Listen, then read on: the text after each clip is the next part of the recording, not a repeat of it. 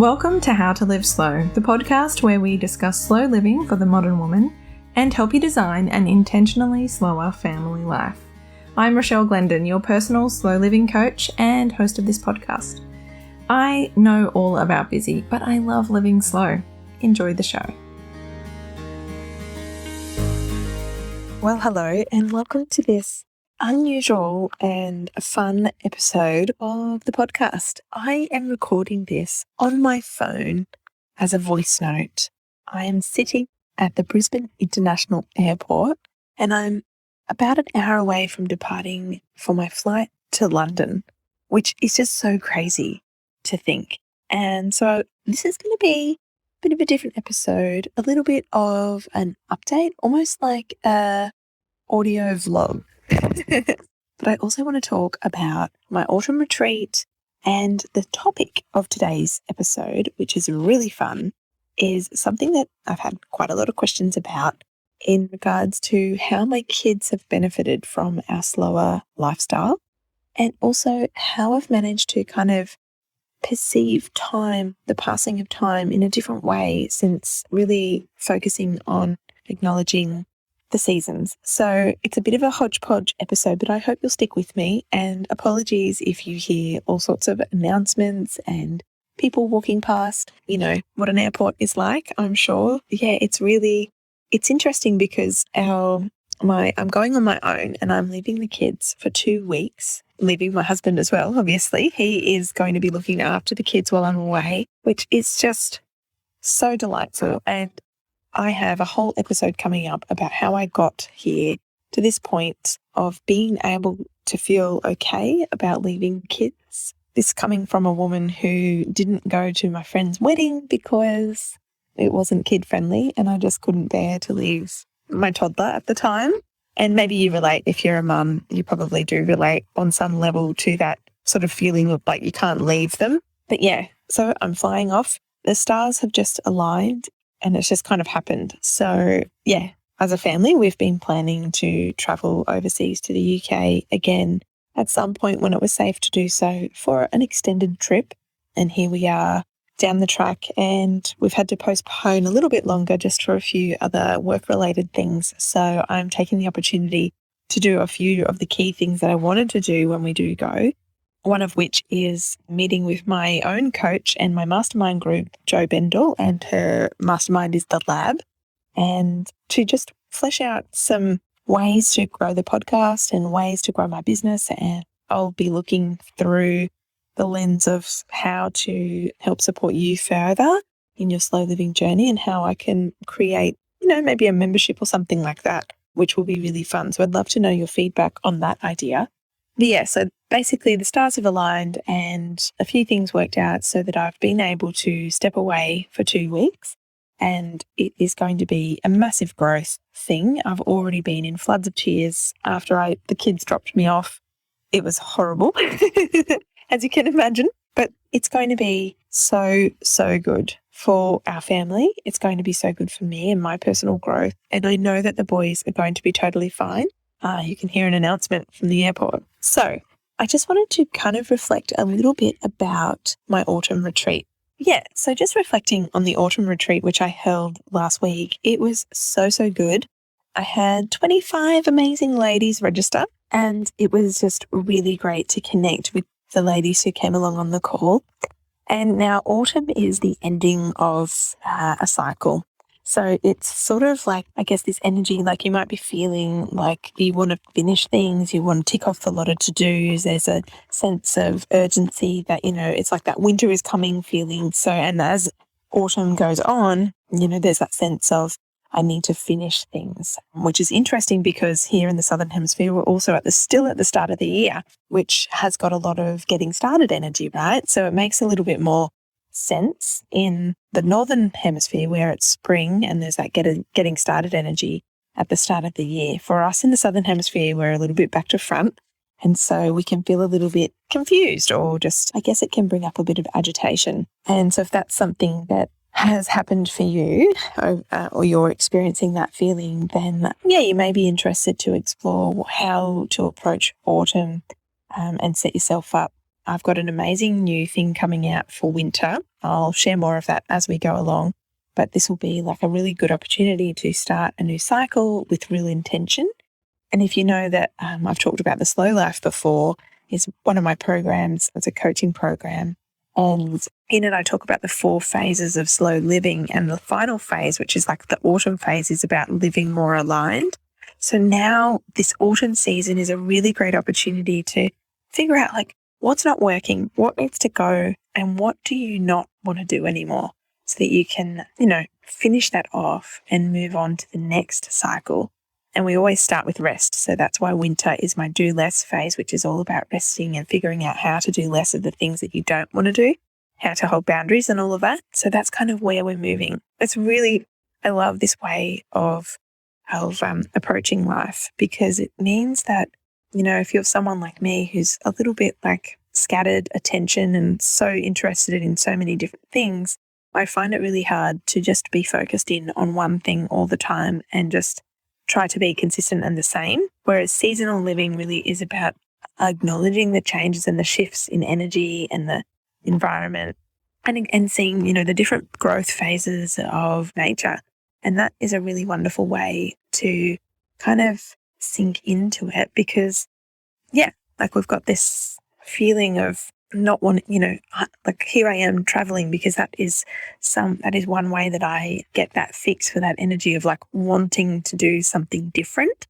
But seasonal living, because slow living, if you approach it from the top layer of slow living, is about doing less, which it is, but it's about so much more. But if you look at it on the surface level, it's like slow seems like, for a lot of us who are so used to being busy all the time, it seems like it might be something that you do occasionally when you can't be busy and you need a rest, but it might not be accessible as a way of life initially, or it might feel like you might get bored or things like that. But when you approach slow living from a seasonal point of view, where you're adaptable and shifting and changing, that really does make a lot of difference. And one of the really fun things that we spoke about on the retreat was approaching even like your exercise from a seasonal approach. So we talk about seasons from a point of view of natural seasons like winter, or, winter, spring, summer and autumn, but also seasons as in the phases of your menstrual cycle or your hormonal cycle as well, which also mirror that. I talked about that a little bit in my previous episode about my seasonal philosophy. But like looking at the way that you approach exercise from your hormonal cycle and also from the seasons.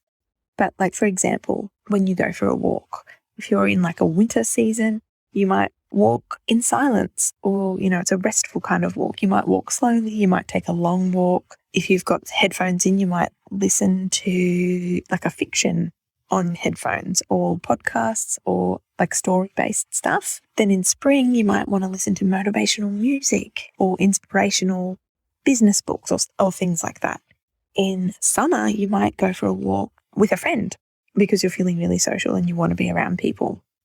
In autumn, again, you might want to listen in silence, depending on how you're feeling, or like walk in silence, I should say. Or you might want to listen to something educational. Like if you're finishing things off, you might there might be things you need to learn so that you can finish it off. So you might find a podcast that's got information about a particular thing that you want to learn so that you can finish a project or something like that. So you can really change. And so you're not always just listening to the same things, or walking, feeling obligated to always walk with a friend, or feeling, like maybe you don't feel like listening to music. And there's always like, you can kind of link it, and you can even just see that versus, and then you might look at the kinds of books that you read when you're reading, or there's just different ways of looking at it. And that's what I love about seasonal living. That's what I was going to say. You might approach your socializing in a seasonal way. You might approach your rest in a seasonal way. It's really endless. And I just also wanted to touch on, and so this is kind of like the topic of the whole podcast, is just how this way of living has really, really benefited my family and my kids, and kept the interest in our relationship, me and my husband as well, because allowing myself to be a different person in a sense of like, or, sometimes I'm more, just embracing who I am and allowing myself to shift and change rather than trying to always be the same. it's benefited our family. And my husband and I approaching our family life from a seasonal, slow way really has benefited the kids, particularly in the fact that because we have a little bit more, I guess, awareness and time and space and capacity, we're able to, I guess, change the way we parent and like heal our wounds and do the work that's required so that we can show up for our kids in the way that they need us. So one of our things that we really value as a family is learning, and learning through living and learning through adventures. And I take a lot of time to read to the kids each night, but also, we take the time to explain things to the kids and answer their questions and that sort of thing. And, not saying that people don't do that, but we're able to really embrace that and go all in on that because we've created this kind of like spaciousness in our lives. The kids are also, I feel, benefiting because we don't necessarily pressure them to do too many extracurricular activities. We just kind of let them be a lot of the time. Like they do sport, but we have a lot of free time on weekends and things like that because, I feel like they've benefited from us, the different ways that we do things. Like when we travel, we always book a couple of extra nights so that, we don't go as often, but we travel slowly and we really take our time getting to know a place. I've got plenty of time and capacity to create rituals and routines that help my kids settle in and feel safe and understand what's coming next and all of that, which is really important for them to feel really safe. And because we can recognize when our needs, because we're not rushing and busy constantly, we're able to take care of ourselves and be more present with them. But the extracurricular activities thing it's a really tricky one, but there is, and I did an episode with a friend who lives in Singapore about this pressure to put the kids into lots of extracurricular activities and educational programs right from early. And it was a really interesting chat. So you might want to go and check that one out. But I guess it's really tricky because it's hard. You want to do the right thing. You want to push your kids. And I'm all for that. But on the same token, I also think the younger they are, I know Maggie Dent has said that younger kids need a lot more playtime. And it's actually as they get older and into the senior years of primary school and into high school that extracurricular activities and sports and things are much, much more important, particularly for teenagers who may be going through, who are going through a lot of, physical and emotional changes. Having friendship groups outside of high school, in other sporting communities and other kind of clubs and things is really, really protective for their well-being. But younger kids don't need to be doing so many things. So I feel that our kids benefit from, they don't have the pressure. If they commit to something, they stick with it, but for a period of time. But we don't, we're not also running around to 2 or 3 trainings a week and games and things yet because there's so much time in the future for that. They're only little, and releasing ourselves as a family from the pressure to sign up to everything and do everything, I really feel has been beneficial for us. And our time will come with all of that, obviously. But that's more of the season of life that we're in rather than the seasonal cycles. You know what I mean? But there's different kind of seasons. And I guess saying that, the season of life you're in, and at the moment we're in the season of a toddler and a preschooler and a primary schooler. And that's changed. That's going to change again next year when we've got 2 kids at school. Things are always changing. So that's my episode for today. A little bit of a catch up. If you're interested to follow my travel experiences, make sure you subscribe and come and follow me on Instagram or Pinterest if that is of interest to you. And there's lots coming. Actually, something to let you know is that May, I know this is only still, late March, but May is going to be mental load month here on the podcast. So I'm going to be doing a 4-episode series in May. So a weekly episode every week in May on the mental load and what that means for mothers and, what to do about it and how to communicate it and all of that good stuff. So make sure you are subscribed if that's of interest.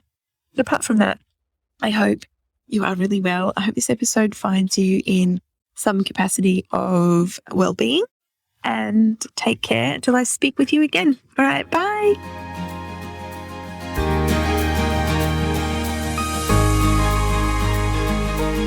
That's it for another episode. Thank you so much for joining me today. If you'd like to connect further, the show notes from today's episode, including all the social links and free resources, are over on my website, howtoliveslow.com/podcast. Have a beautiful week ahead, and I'll speak with you again soon.